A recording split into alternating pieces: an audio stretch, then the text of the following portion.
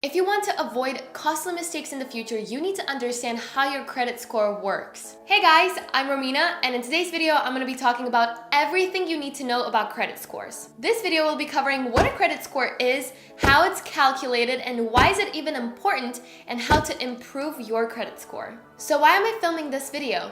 The credit score is so confusing and a lot of people misunderstand the concept. Sometimes what you think might help your credit score works against your credit score or vice versa. That's why it's so important to understand the credit score concept so you can avoid the costly mistakes in the future. So now let's jump into the video and talk about what credit score is. Whether you want to borrow money or rent an apartment, your bank or landlord has to trust your ability to pay them back. For them to do that, they need to look into your history, whether you were able to pay your previous banks or landlords on time. No landlord wants to take a person that didn't pay their previous landlord on time, right? But obviously your future banks or landlords can't call up your previous ones and say, hey, did this person pay on time?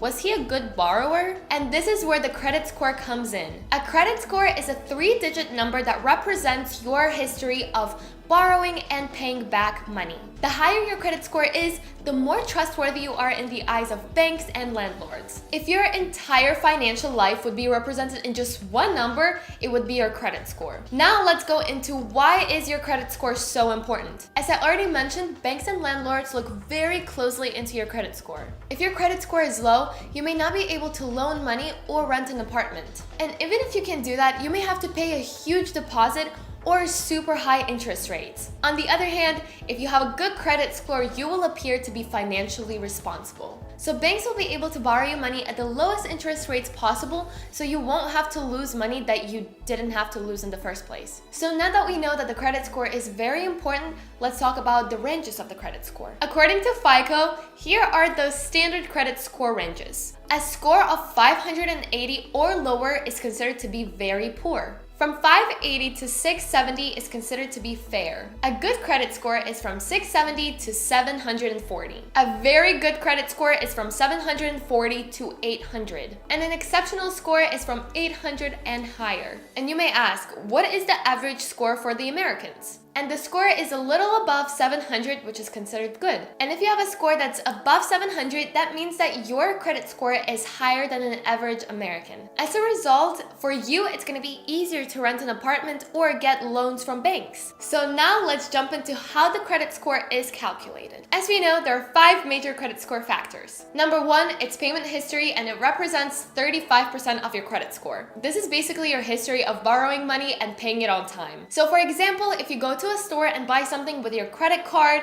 and then you pay it off, that's counted to your credit score. Number 2, that's the amount owed, and that counts as 30% to your credit score. And that's the number of how much you've borrowed versus the amount that you're allowed to borrow. If a bank lets you borrow $10,000 and you borrowed those $10,000, that means that you borrowed 100% of what you're allowed. Not a lot of people realize it, but that's actually not good for your credit score. Experts recommend you using below 30% of the money that you're allowed to use. So going back to our example, if a bank gives you $10,000 to borrow, use only up to $3,000, not more than that. Number 3, it's the length of your credit history, and it represents 15% of your credit score. This is basically how long you've been building your credit history for. The longer your credit history, the better. That's why they tell you to start right away when you turn 18. Number 4, it's your credit mix, which is 10% of your credit score. This number represents the diversity of your credit accounts. This shows that you can handle debts like credit cards, student loans, or even mortgage. For your credit score, it's better to have different types of credits rather than just one.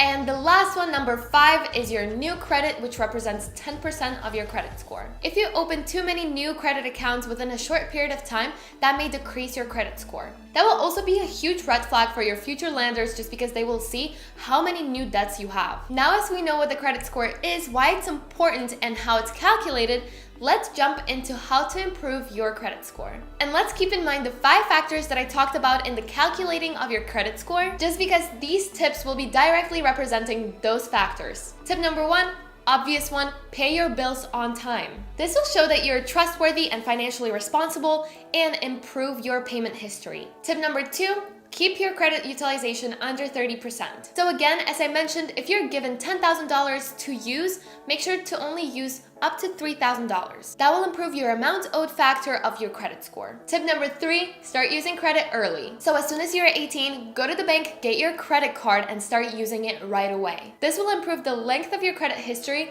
and when you're 30 and you go to the bank and try to borrow money, they'll see that you have a credit history of 12 years. Tip number 4 is diversify your credit. As I already mentioned, it's important to show that you can manage different types of loans. For example, a person who's paying their student loans, credit cards, and mortgage will have a way higher credit score than the person who is just paying off their credit card. Tip number 5 is be mindful of opening new accounts. As tempting as it sounds, just because different stores and banks are offering you discounts and bonuses, stay away from opening new accounts because it may lower your credit score. So these are the 5 tips that address all the factors that go into calculating your credit score. I hope you found this video helpful, and if you did, give it a like and subscribe to my channel for future videos. Thank you so much for watching this video, and I'll see you in my next one.